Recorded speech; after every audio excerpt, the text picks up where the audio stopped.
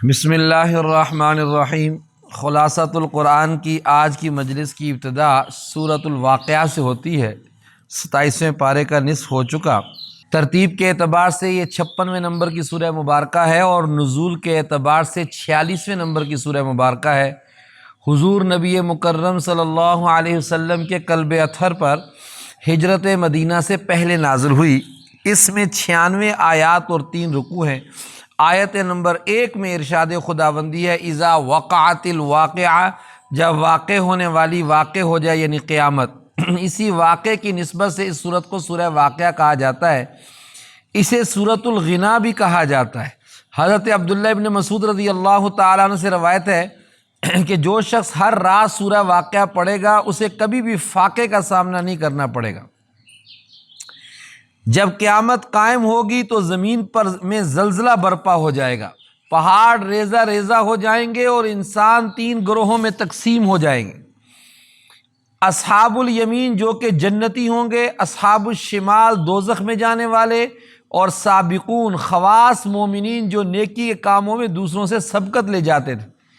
انسانوں کو 3 گروہوں میں تقسیم کرنے کے بعد تفصیل کے ساتھ ان میں سے ہر ایک کی جزا بھی ذکر کی گئی ہے۔ اس کے بعد یہ صورت اللہ پاک کے وجود اور وحدانیت اور کمال قدرت پر دلائل قائم کرتی ہے اور بعث اور حساب کو ثابت کرتی ہے۔ وہ اللہ جو پانی کے قطرے سے انسان بنا سکتا ہے، مٹی میں ڈالے جانے والے بیج کو پودا اور درخت بنا سکتا ہے، بادلوں سے پانی برسا سکتا ہے اور درخت سے آگ پیدا کر سکتا ہے، وہ مردہ انسان کو بھی دوبارہ زندہ کر سکتا ہے۔ اپنی قدرت کے بیان کے بعد باری تعالیٰ نے اپنے کلام کی عظمت بیان کی ہے۔ عظمت قرآن کے بیان کے لیے اللہ پاک نے ستاروں کے گرنے کی قسم کھائی ہے۔ اس قسم کے بارے میں اللہ پاک خود فرماتے ہیں اگر تمہیں علم ہو تو یہ بہت بڑی قسم ہے۔ یہ قسم کھا کر فرمایا بے شک یہ قرآن بہت بڑی عزت والا ہے جو ایک محفوظ کتاب میں درج ہے جسے صرف پاک لوگ ہی چھو سکتے ہیں۔ یہ رب العالمین کی طرف سے اترا ہوا ہے۔ اللہ پاک نے ستاروں کی قسم کو عظیم قرار دیا تھا۔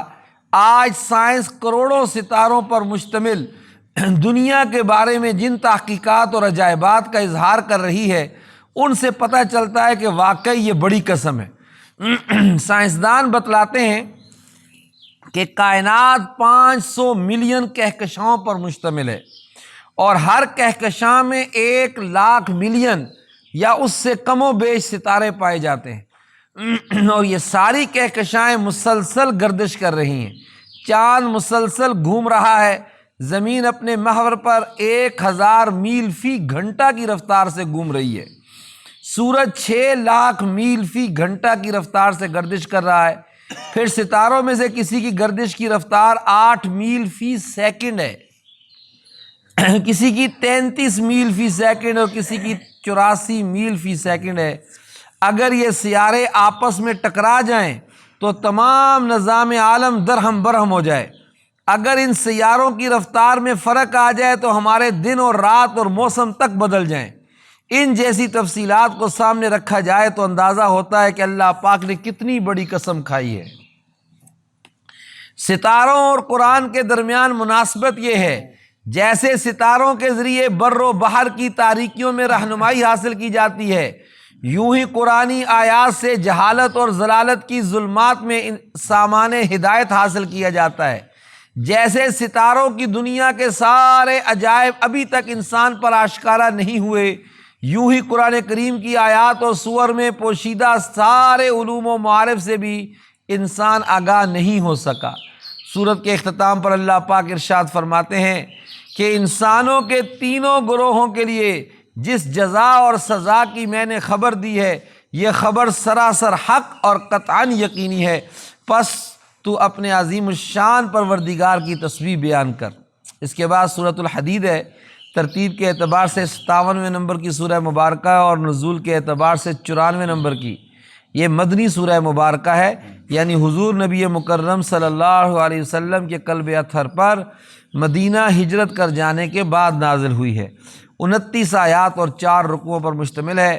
آیت نمبر 25 میں ارشاد خداوندی ہے وَأَنزَلْنَا الْحَدِيدَ فِيهِ بَأْسٌ شَدِيدٌ، حدید لوہے کو کہتے ہیں کیونکہ اس صورت میں اللہ پاک نے لوہا پیدا کرنے کا ذکر فرمایا ہے، اس لیے اسے سورہ حدید کہا جاتا ہے۔ اس سورہ مبارکہ میں اس کے علاوہ فرمایا کائنات میں جو کچھ ہے وہ سب اللہ کا ہے، وہی ہر چیز کا خالق اور مالک ہے، کائنات کی ہر چیز اس کی حمد و تسبیح بیان کرتی ہے، انسان اور حیوان، شجر اور حجر، جن اور فرشتے، جمادات اور نباتات، سب کے سب زبان حال اور زبان قال سے اس کی عظمت و کبریائی کا اقرار کرتے ہیں۔ جب کچھ نہیں تھا وہ تھا، جب کچھ بھی نہیں رہے گا وہ تب بھی ہوگا، وہ ہر چیز پر غالب ہے، اس پر کوئی غالب نہیں آ سکتا، وہ ظاہر اتنا ہے کہ ہر چیز میں اس کی شان ہویدہ ہے، وہ باطن اور مخفی ایسا ہے کہ کوئی عقل اس کی حقیقت تک نہیں پہنچ سکتی اور حواس اس کا ادراک نہیں کر سکتے۔ جو اس سورہ مبارکہ میں دوسرا مضمون بیان ہوا ہے وہ یہ ہے کہ اللہ پاک اور اس کے رسول صلی اللہ علیہ وسلم پر ایمان لانے اور دین کی سربلندی کے لیے مال اور جان قربان کر دینے کا حکم دیا گیا ہے۔ انفاق فی سبیل اللہ کی ترغیب دیتے ہوئے فرمایا گیا ہے تمہیں کیا ہو گیا ہے جو تم اللہ پاک کی راہ میں خرچ نہیں کرتے، حقیقت میں تو آسمانوں اور زمینوں کی میراث کا مالک اللہ تعالیٰ ہی ہے، تمہاری موت کے بعد تمہارے مال و متاع اور سیم و زر کا وہ اکیلا ہی وارث ہوگا۔ پھر ارشاد خداوندی ہے کون ہے جو اللہ پاک کو اچھی طرح قرض دے، پھر اللہ تعالیٰ اسے اس کے لیے بڑھاتا چلا جائے اور اس کے لیے پسندیدہ اجر ثابت ہو جائے۔ انفاق فی سبیل اللہ کی ترغیب کے ساتھ ساتھ مخلص اہل ایمان اور منافقوں کا جو حال ہوگا اسے بیان کیا گیا ہے۔ پھر ایمان والوں کو جھنجھوڑنے والے انداز میں خبردار کیا گیا ہے کہ وہ منافقوں اور یہود و نصارہ کی طرح دنیا کی زندگی اور اس کی ظاہری کشش سے دھوکہ نہ کھائیں۔ ارشاد خداوندی ہے کیا اب تک ایمان والوں کے لیے وہ وقت نہیں آیا کہ ان کے دل ذکر الہی سے اور جو حق اتر چکا اس سے نرم ہو جائیں اور ان کی طرح نہ ہو جائیں جنہیں ان سے پہلے کتاب دی گئی تھی، پھر جب ان پر ایک زمانہ دراز گزر گیا تو ان کے دل سخت ہو گئے اور ان میں سے بہت سے فاسق ہیں۔ تیسرا مضمون جو اس سورہ مبارکہ میں بیان ہوا ہے وہ یہ ہے کہ اللہ پاک نے انسان کے سامنے دنیا کی زندگی کی حقیقت بیان کی ہے تاکہ وہ اس کی ظاہری زیب و زینت سے دھوکہ نہ کھا جائے۔ سمجھایا گیا کہ دیکھو یہ دنیا سراب ہے، سراب جسے کہتے ہیں، دھوکہ ہے، لہو و لعب ہے۔ کم عقل لوگ مال و اولاد کی کثرت پر فخر کرتے ہیں، حسب و نسب پر اکڑتے ہیں، اپنی پوری زندگی اور ساری صلاحیتیں دنیا کا سامان جمع کرنے میں لگا دیتے ہیں۔ اس دنیا کی مثال اس کھیتی کی سی ہے جس کی سرسبزی اور تر و تازگی دیکھ کر کاشتکار خوش ہوتا ہے، دیکھنے والے رشک کرتے ہیں، پھر ایک وقت آتا ہے کہ کوڑا کرکٹ بن کر سب کچھ ہوا میں اڑ جاتا ہے۔ یہی دنیا کی زندگی کا حال ہے، یہ فانی ہے اور یہاں کی ہر چیز زوال پذیر ہے، لیکن آخرت کی زندگی دائمی ہے، وہاں کی نعمتیں ہمیشہ باقی رہنے والی ہیں۔ اس لیے مسلمانوں کو حکم دیا جا رہا ہے کہ اللہ پاک کی مغفرت اور جنت کے حصول کے لیے دوڑ لگاؤ، ایک دوسرے سے آگے بڑھنے کی کوشش کرو۔ سورت کے اختتام پر اللہ پاک سے ڈرنے والوں اور رسول صلی اللہ علیہ وسلم پر ایمان لانے والوں کے لیے دوہرے اجر کا اور نور عطا کرنے کا وعدہ ہے جس کی روشنی میں وہ چلے پھریں گے۔ اللہ پاک ہم سب کو وہ نور عطا فرمائے، آمین۔ اس کے بعد سورہ مجادلہ ہے، 28واں پارہ شروع ہوتا ہے۔ یہ ترتیب کے اعتبار سے 58ویں نمبر کی سورہ مبارکہ ہے اور نزول کے اعتبار سے 105 نمبر کی سورہ مبارکہ، مدنی سورہ مبارکہ، یعنی حضور نبی مکرم صلی اللہ علیہ وسلم کے قلب اطہر پر مدینہ کی طرف ہجرت کرنے کے بعد نازل ہوئی۔ آیت نمبر 1 میں ارشاد خداوندی ہے قد سمع اللہ قول التی تجادلک فی زوجہا وتشتکی الی اللہ۔ اے پیغمبر صلی اللہ علیہ وسلم، جو عورت آپ سے اپنے شوہر کے بارے میں بحث و جدال کرتی ہے، مجادلہ جھگڑنے والی کہا گیا ہے، اور سورت کا نام بھی اسی واقعے کے پس منظر میں مجادلہ قرار پایا ہے۔ اس صورت میں عام مدنی صورتوں کی طرح شرعی احکام کا بیان ہے اور منافقین کا تذکرہ کیا گیا ہے۔ اس صورت کی ابتدا میں حضرت خولہ بنت ثعلبہ رضی اللہ تعالی عنہا کے واقعے کی طرف اشارہ ہے، جو اپنے شوہر حضرت اوس بن صامت رضی اللہ تعالیٰ عنہ کی شکایت لے کر آئی تھیں، جنہوں نے ان سے زہار کر لیا تھا، اور شکایت کا انداز ایسا تھا کہ گویا وہ جھگڑ رہی ہیں، اس لیے انہیں مجادلہ یعنی جھگڑنے والی کہا گیا۔ اپنی بیوی کو ماں کی طرح حرام قرار دینا طلاق کے حکم میں تھا۔ او بسم اللہ، بیوی شوہر پر ہمیشہ کے لیے حرام ہو جاتی تھی۔ قرآن نے اس حرمت کی ایک حد مقرر کر دی جو کفارہ دینے سے ختم ہو جاتی ہے۔ یہ سورت سرگوشی کا حکم بیان کرتی ہے، یعنی اگر دو یا زیادہ شخص دوسرے لوگوں کے سامنے ایک دوسرے کے کان میں بات چیت شروع کر دیں تو اس کا کیا حکم ہے۔ جہاں تک حدیث کا تعلق ہے تو 3 افراد کی صورت میں 2 کی سرگوشی کو آداب مجلس کے خلاف قرار دیا گیا ہے، کیونکہ ایسا کرنے سے تیسرے کے دل میں یہ بدگمانی آ سکتی ہے کہ شاید یہ دونوں میرے بارے میں کوئی خفیہ بات کر رہے ہیں۔ لیکن یہاں جس سرگوشی سے منع کیا جا رہا ہے وہ یہود کی عادت تھی، وہ محض مسلمانوں کو پریشان کرنے کے لیے آپس میں کانا پھوسی کیا کرتے تھے۔ یوں ہی حضور اکرم صلی اللہ علیہ وسلم کو سلام کرتے تھے تو منہ بگاڑ کر السلام علیکہ یا ابا القاسم کہا کرتے تھے۔ ان آیات میں ان کبھی حرکات پر ان کی مذمت کی گئی ہے، البتہ ایسی سرگوشیوں اور خفیہ مشوروں کی اجازت دی گئی ہے جو نیکی اور تقوی کے بارے میں ہوں۔ اجتماعی آداب میں سے مجلس کا ادب یہ بیان کیا گیا ہے کہ جب تمہیں مجلس میں وسعت پیدا کرنے کے لیے کہا جائے تو وسعت پیدا کر دیا کرو، اور اگر تمہیں مجلس سے اٹھ جانے کے لیے کہا جائے تو اٹھ جایا کرو۔ یہ حکم صرف نبی کریم صلی اللہ علیہ وسلم کی مجلس کے ساتھ خاص نہیں بلکہ ہر باوقار مجلس کے لیے ہے جو دین کے کسی بھی شعبہ کے سلسلے میں منعقد ہوئی ہو۔ لیکن یہ کوئی فرض اور واجب نہیں بلکہ صرف مستحب ہے۔ جو شخص پہلے سے مسجد میں یا کسی اور مجلس میں بیٹھا ہو وہ اس جگہ بیٹھنے کا زیادہ حقدار ہوتا ہے، البتہ اسے چاہیے کہ اگر ممکن ہو تو بعد میں آنے والے مسلمان بھائی کے لیے وسعت پیدا کر دے۔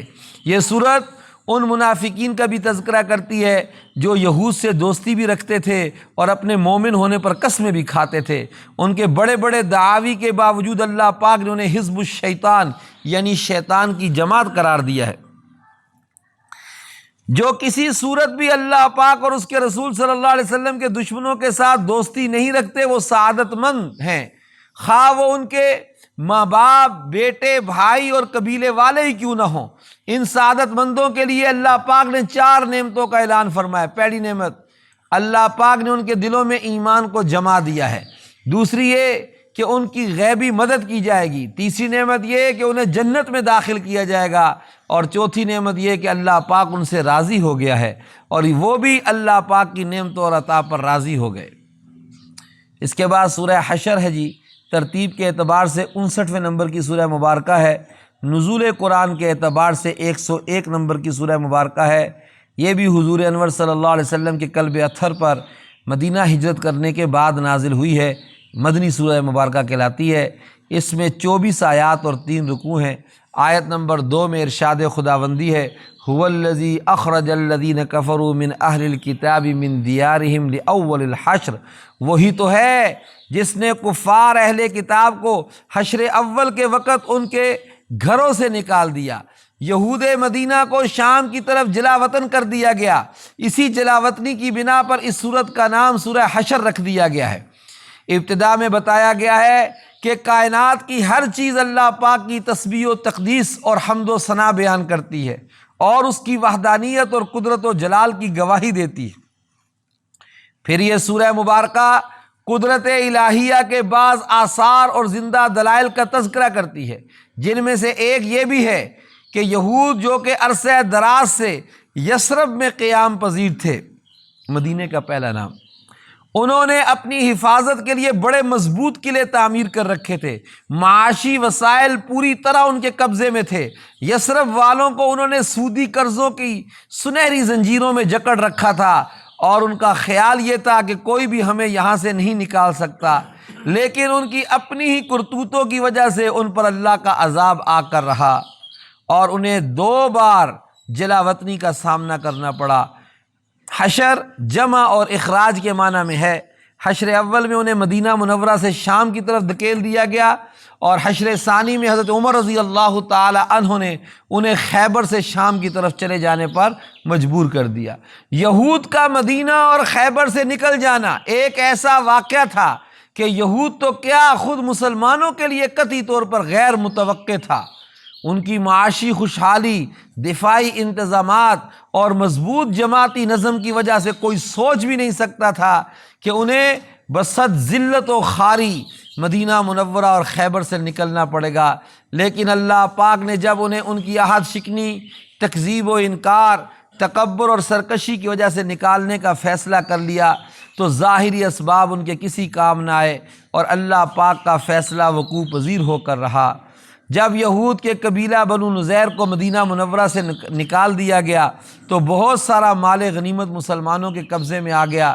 جو مال غنیمت قتل و قتال کے بغیر ہاتھ آ جائے اسے شریعت کی اصطلاح میں مال فے کہا جاتا ہے۔ اس مال فے کے بارے میں حکم دیا گیا کہ اس میں مجاہدین میں سے کسی کا حق نہیں، بلکہ اس کی تقسیم کا اختیار یعنی جو قائد ہوتا ہے نا، سپہ سالار ہوتا ہے، جو بڑا ہوتا ہے، اسی کے ذمے ہوتا ہے۔ حضور سرور کونین صلی اللہ علیہ وسلم کے اختیار میں ہے، وہ اسے فقراء میں تقسیم کرنا چاہیں کریں، ضعفاء میں کریں، مساکین میں کریں، حاجت مندوں میں کریں، یا اپنے رشتہ داروں میں تقسیم کر دیں۔ یہاں اگرچہ مسئلہ تو مال فے کی تقسیم کا بیان ہوا، لیکن اس کے ضمن میں اسلامی اقتصادیات کا ایک اہم فلسفہ بھی بیان کر دیا گیا ہے۔ وہ یہ کہ اسلام یہ نہیں چاہتا کہ دولت چند مالداروں کے ہاتھ میں گردش کرتی ہے، بلکہ اسلام اس کا اس طریقے سے پھیلاؤ چاہتا ہے کہ سوسائٹی کا کوئی فرد اور کوئی طبقہ بھی محروم نہ رہے۔ آج جو سیکولرزم ہے نا، اس میں سوشلزم اور کمیونزم، اس میں سوشلزم میں یہ پیسہ چند ہاتھوں میں رہتا ہے، مالدار سے مالدار تر ہوتا جاتا ہے، اور غریب سے غریب تر ہوتا جاتا ہے۔ خوشنما نعرہ تو ہے کہ ہم اتنے فیصد آپ کو اس پر اتنا خرچہ دیں گے، آپ کو اتنے پیسے دیں گے، لیکن جو مالدار آدمی جو کمپنی لگاتا ہے یا بینک سے لون لیتا ہے، سودی قرض کے طور پر لیتا ہے، وہ سودی قرض جو ہے اس کی وہ جتنی مالیت ہوتی ہے، وہ اس چیز جو تیار کرتا ہے اپنی فیکٹری میں، اس کے اوپر اس مالیت کو بھی لگاتا ہے، اور اگر وہ 3 یا 4 روپے کی چیز ہوتی ہے تو وہ جو قرض اس نے بینک سے لیا ہوتا ہے اس کو شامل کر کے وہ چیز 8 یا 9 روپے کی فروخت کرتا ہے۔ وہ حالانکہ پیسے ہوتے ہیں غریبوں کے جو ان کی بچت بینکوں میں جمع ہوتی ہے، کسی کے 2000، کسی کے 50,000، کسی کے 1 لاکھ، یہ تھوڑی رقم وہ بڑا مالدار صرف لے سکتا ہے لون کے تو صورت میں، اور پھر وہ اس کو واپس تو کرتا ہے، لیکن ان غریبوں ہی کی مال کو وہ استعمال بھی کرتا ہے، اور پھر دوبارہ جب وہ چیز پروڈکٹ اپنی لانچ کرتا ہے نا اس پہ مارکیٹ میں، تو پھر پیسے واپس لے لیتا ہے۔ تو اس طرح وہ امیر سے امیر تر ہو جاتا ہے، لیکن غریب اسی طرح حال پر برقرار رہتا ہے۔ لیکن اسلام نے بتایا کہ دولت چند مالداروں کے ہاتھ میں گردش کرتی نہ رہے، بلکہ اسلام اس کا طریقہ یہ رکھتا ہے کہ یہ پھیلے، سوسائٹی کا کوئی فرد اور کوئی طبقہ بھی محروم نہ رہے۔ زکوٰۃ، صدقات، میراث اور خمس وغیرہ کی تقسیم میں یہی فکر کار فرما ہے۔ اقتصادیات کے اس عظیم فلسفے کے علاوہ قانون سازی کے منبع اور مصدر کی بھی وضاحت کر دی گئی ہے۔ وہ یہ کہ پیغمبر صلی اللہ علیہ وسلم جو چیز تم کو دیں وہ لے لو، اور جس چیز سے پیغمبر صلی اللہ علیہ وسلم منع کریں اس سے باز رہو۔ وہ تمام قوانین اور مسائل و احکام جو رسول اکرم صلی اللہ علیہ وسلم اللہ پاک کی طرف سے لے کر آئے، ان کی اتباع واجب ہے، خواہ وہ قرآن کی صورت میں ہو یا سنت صحیحہ کی صورت میں ہو۔ کتاب و سنت کو نظر انداز کرتے ہوئے کسی قسم کی قانون سازی جائز نہیں ہے۔ سورہ حشر جہاں ایک طرف اللہ پاک کی رضا کو ہر چیز پر ترجیح دینے والے مہاجرین اور انصار اور ان کی اتباع کرنے والے قیامت تک کے مسلمانوں کی تعریف کرتی ہے، وہیں ان منافقوں کی مذمت بھی کرتی ہے جو یہود کو برے وقت میں اپنے تعاون کا یقین دلاتے رہتے تھے۔ ان دونوں گروہوں یہود و منافقین کا انجام یہ ہوگا کہ دونوں دوزخ میں داخل ہوں گے، اس میں ہمیشہ رہیں گے، اور ظالموں کی یہی سزا ہے۔ سورہ حشر کے آخری رکوع میں ایمان والوں کو اللہ پاک سے ڈرنے کا حکم ہے۔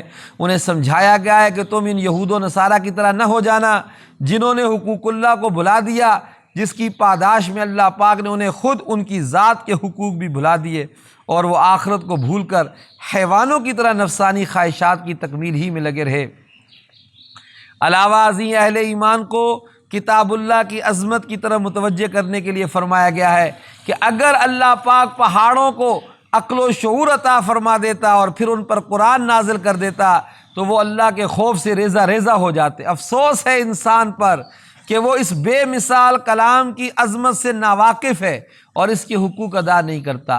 سورت کے اختتام پر اسماء الحسنیٰ کے ضمن میں اللہ پاک کی عظمت اور کبریائی کا بیان ہے، اور آخر میں وہی الفاظ ہیں جن سے اس سورت کا آغاز ہوا تھا، یعنی یہ کہ جتنی چیزیں آسمان اور زمین میں ہیں سب اس اللہ پاک کی تسبیح کرتی ہیں اور وہ غالب حکمت والا ہے۔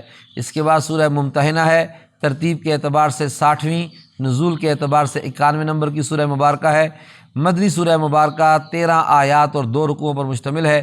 آیت نمبر 10 میں ارشاد خداوندی ہے، اذا جاءکم المؤمنات مہاجرات فامتحنوہن، جب تمہارے پاس مومن عورتیں ہجرت کر کے آئیں تو ان کی آزمائش کر لو، ان کا امتحان لے لو۔ امتحان کا ذکر آنے کی وجہ سے ہی اس سورت کو سورہ ممتحنہ کہا جاتا ہے۔ اس سورت کا ابتدائی حصہ حضرت حاطب بن ابی بلتہ رضی اللہ تعالی عنہ کے بارے میں نازل ہوا جی، جنہوں نے مشرکین مکہ کو ممنون احسان کرنے کے لیے خفیہ طریقے سے مکہ کی طرف حضور اکرم صلی اللہ علیہ وسلم کی روانگی کی اطلاع دینے کی کوشش کی تھی۔ وہ بدری اور مخلص صحابی تھے، مگر ان سے ایک ایسی حرکت ہو گئی جو اللہ تعالیٰ اور اس کے رسول صلی اللہ علیہ وسلم کو پسند نہ تھی۔ بعد میں انہیں اس پر سخت ندامت ہوئی، انہوں نے صدق دل سے توبہ کی جو کہ قبول کر لی گئی۔ اس پس منظر میں یہ آیات نازل ہوئیں۔ ایمان والوں کو اللہ پاک نے حکم دیا کہ کفار جو کہ میرے دشمن بھی ہیں اور تمہارے دشمن بھی ہیں، انہیں دوست نہ بناؤ۔ یہ وہ سنگ دل لوگ ہیں جنہوں نے مکہ کی سرزمین ایمان والوں پر تنگ کر دی اور انہیں وہاں سے ہجرت کرنے پر مجبور کر دیا۔ آج بھی ان کے دلوں میں آتش غضب بھڑک رہی ہے اور انہیں مسلمانوں کو دکھ دینے اور نقصان پہنچانے کا جو بھی موقع ہاتھ آتا ہے اسے ضائع نہیں جانے دیتے، خواہ وہ موقع ہاتھ چلانے کا ہو یا زبان چلانے کا۔ یہ رشتے ناتے جنہیں تم بڑی چیز سمجھتے ہو اور قبول ایمان کے باوجود ان کے مفادات کا خیال رکھتے ہو، یہ قیامت کے دن کچھ بھی فائدہ نہیں دیں گے۔ وہاں باپ بیٹے، بھائی بھائی کے درمیان جدائی کر دی جائے گی۔ جب ان رشتوں کا یہ حال ہے تو ان کی خاطر اللہ پاک اور رسول اللہ صلی اللہ علیہ وسلم کے ساتھ خیانت کرنا اور جماعت اسلامیہ کے رازوں کا افشا کہاں کی دانش مندی ہے؟ اس سوچ کی تائید اور تقویت کے لیے حضرت ابراہیم علیہ السلام کا قصہ بیان کیا گیا، جنہوں نے اللہ پاک کے لیے اپنی مشرک قوم سے برات کا اعلان کر دیا تھا۔ ان کے نام لیواؤں پر بھی لازم ہے کہ وہ کسی سے محبت کریں تو صرف اللہ کے لیے، کسی سے دوری اختیار کریں تو صرف اللہ کے لیے۔ جب اللہ پاک نے مسلمانوں کو کفار سے مقاطعہ کا حکم دیا تو انہوں نے اس کی تعمیل میں دیر نہیں کی۔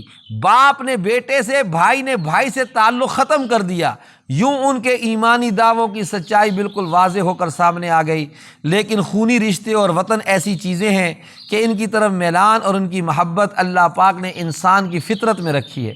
اس لیے قرآن ان فطری جذبات کا لحاظ رکھتے ہوئے مسلمانوں کو ایک بشارت سناتا ہے اور ایک معاملے کی اجازت دیتا ہے۔ بشارت تو یہ سنائی گئی، کیا عجب کہ عنقریب ہی اللہ پاک تم میں اور تمہارے دشمنوں میں محبت پیدا کر دے۔ اللہ قدرت والا ہے، بڑا غفور الرحیم ہے، یعنی ہو سکتا ہے تمہارے رشتہ داروں کو بھی ایمان قبول کرنے کی توفیق دے دی جائے، یوں آج کے دشمن کل کے دوست بن جائیں۔ چنانچہ ایسا ہی ہوا اور بے شمار مشرکوں کو اسلام کی حقانیت کے سامنے گردن جھکانے کی توفیق ارزانی ہوئی۔ جس معاملے کی اجازت دی گئی وہ یہ تھا کہ جن لوگوں نے نہ تو قبول ایمان کی وجہ سے تمہارے ساتھ قتال کیا، نہ ہی تمہیں گھروں سے نکالا، تم ان سے حسن سلوک کرتے رہو، تم ان سے حسن سلوک کر سکتے ہو۔ اس میں اصل میں اسلام محبت اور سلامتی کا دین ہے جی۔ اسلام محبت اور سلامتی کا دین ہے۔ وہ محض دھونس جمانے اور کسی اعلیٰ مقصد کے بغیر ملک اور زمین ہتھیانے کے لیے جنگ کی اجازت نہیں دیتا۔ وہ ان غیر مسلموں کے ساتھ بھی حسن سلوک اور تعاون کی تلقین کرتا ہے جو جنگ کو ناپسند کرتے ہوں اور امن کے ساتھ زندگی گزارنا چاہتے ہوں۔ سورہ ممتحنہ ان خواتین کے بارے میں بھی رہنمائی کرتی ہے جو ایمان قبول کرنے کے بعد ہجرت کر کے مدینہ منورہ آ گئی تھیں۔ ان کے بارے میں حکم دیا گیا کہ ان کا امتحان لے لو اور انہیں اچھی طرح جانچ لو کہ آیا واقعی انہوں نے ایمان کی خاطر ہجرت کی ہے۔ اگر تمہیں ان کے ایمان پر اطمینان ہو جائے تو پھر انہیں کفار کی طرف واپس نہ کرو۔ مفسرین لکھتے ہیں کہ یہ حکم اس وقت نازل ہوا جب حضور اکرم صلی اللہ علیہ وسلم کے سخت ترین دشمن عقبہ بن ابی معیط کی بیٹی ام کلثوم رضی اللہ تعالی عنہا ہجرت فرما کر مدینہ منورہ آ گئیں، اور ان کا والد معاہدہ حدیبیہ کے پیش نظر انہیں واپس لانے کے لیے مدینہ پہنچا تو حضور اکرم صلی اللہ علیہ وسلم نے اسے یہ کہہ کر خالی ہاتھ واپس لوٹا دیا کہ ہمارا معاہدہ صرف ایمان لانے والے مردوں کے بارے میں تھا، خواتین کے بارے میں نہیں تھا۔ اس صورت کی آخری آیت میں دوبارہ تاکید کی گئی ہے، اے مسلمانوں، تم اس قوم سے دوستی نہ رکھو جن پر اللہ کا غضب نازل ہو چکا ہے، جو آخرت سے اس طرح مایوس ہیں جیسا کہ قبر والوں سے کافر مایوس ہیں۔ اللہ پاک اس سورہ مبارکہ کا اس پر اختتام ہوتا ہے۔ اللہ پاک اس کے اندر بیان کیے گئے علوم و معارف کو سمجھنے کی، اس کے مطابق اپنی زندگیوں کو ڈھالنے کی توفیق عطا فرمائے۔